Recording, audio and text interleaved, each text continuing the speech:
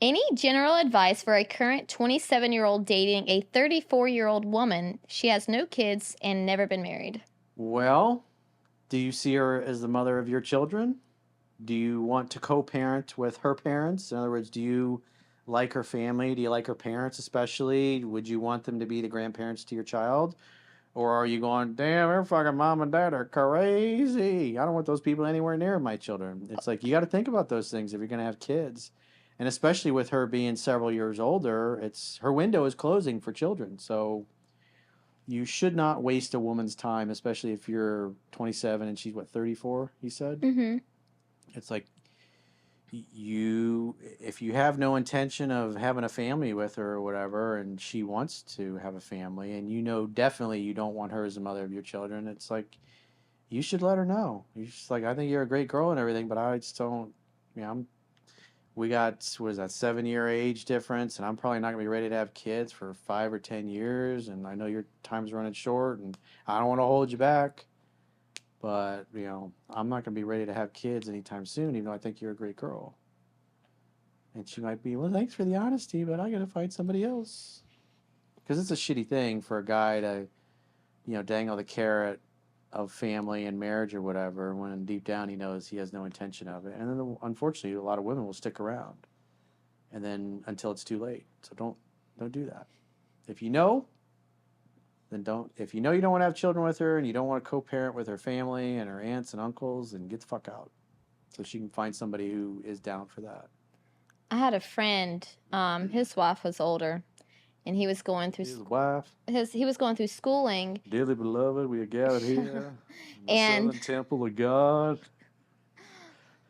I do declare. I do declare, my lord, my lady. So his wife was a little bit older, and he didn't want to have kids until he got out of school and his job and everything was, set.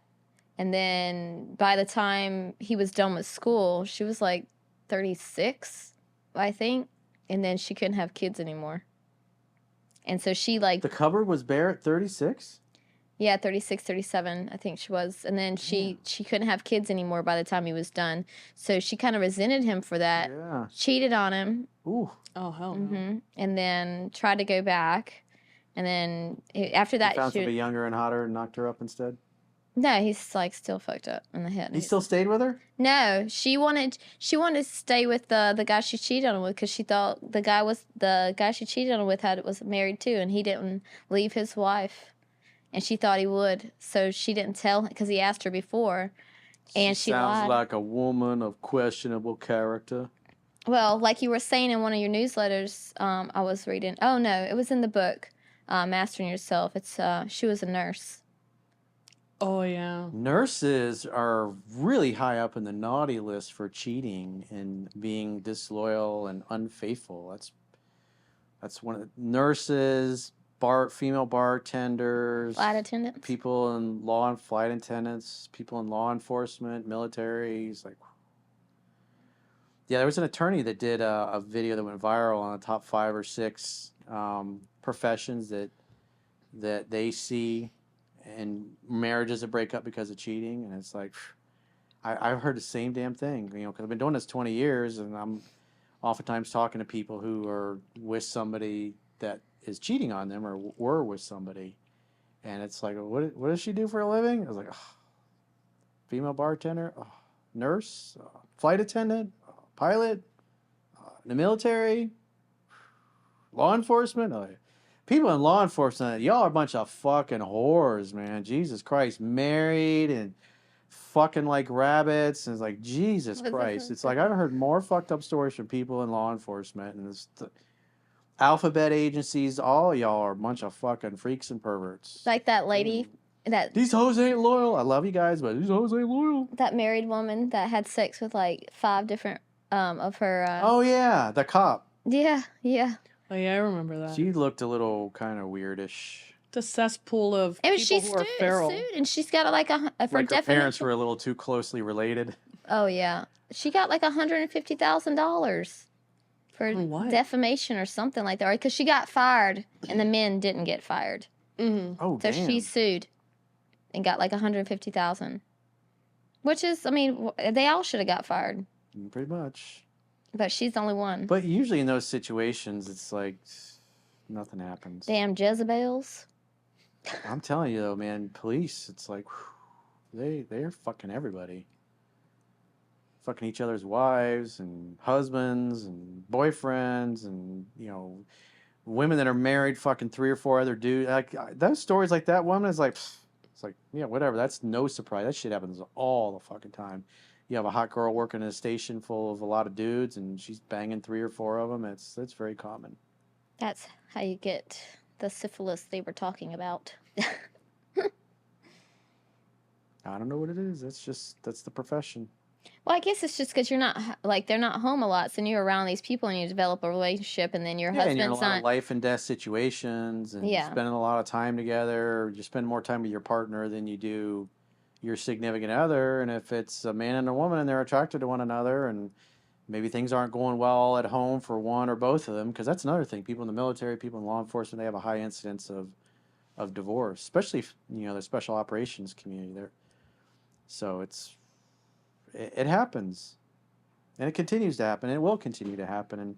And, so people that think, oh, they're the police, they're supposed to be the honest ones. It's like, I have friends that were cops, and, they'd go down to the Keys, and, they're all doing fucking cocaine and stuff. And, one of my other friends, who's the brother of one of the cops, is like, he's fucking smoking weed, and they're all... They got their heads hanging out the windows, so there's no, they're not breathing any smoke, but they're all doing lines of coke and fucking around, and like they're cracking skulls for people doing what they're doing. It's like, I'm just telling you the way it is in the real world. I had a cop friend back home, and I seen him out one day, and I was like, "You hang out with those guys?" And he goes, "Yeah, these are my 2 buddies I went to high school with." I whispered, "Those are drug dealers." He goes, "Oh yeah, I know." I'm like, what?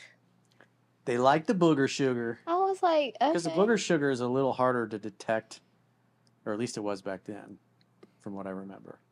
Well, like weed, I think you have like 27 days, and then plus, like it stays like in your hair, so like even 6 months after, they can take hair off your body, and it'll be traces of it in there. But I don't think they actually. It's more expensive. But cocaine. Cocaine. I don't know if you can trace that. It's a little harder to detect and trace after a few weeks. That's why the popo like the booger sugar. And they know where to get it. FOC, like, free of charge. Oh, this got lost. Ooh, darn. I'm going to have to confiscate that? Yeah, I'm going to have to confiscate that. Yeah. I'll let you off with a warning tonight. What was that guy I seen? They pulled a guy over, and he had a baggie, and they were like, he was like, "Sir, is this cocaine?" And he was like, "No, it's sugar. Or it was salt or sugar or salt or something like that, like powdered sugar." And it was in like a bag, like a drug bag. And they're like, "We're going to have to test it." And they're like, "Shit, it is." It was like powdered sugar. They're like, "Who carries powdered sugar in these kind of bags?" He's like, "What?" It was some hillbilly man. I'm fucking weird like that, bro. Like, okay. I do it just to troll the popo. Just so you guys got to test it. Probably. All right. Yeah, you guys want to know what happens in our embassies around the world? People that work in the State Department is another. Those guys and girls, fucking freaks. Guys and gals. But the way I look at it is, I'm on Team America, and I like when Team America knows my stuff, because they're out there in the front lines negotiating, and if they're having to do undercover negotiations, I'm like, you go boy, you go girl, fucking make that happen. Team America.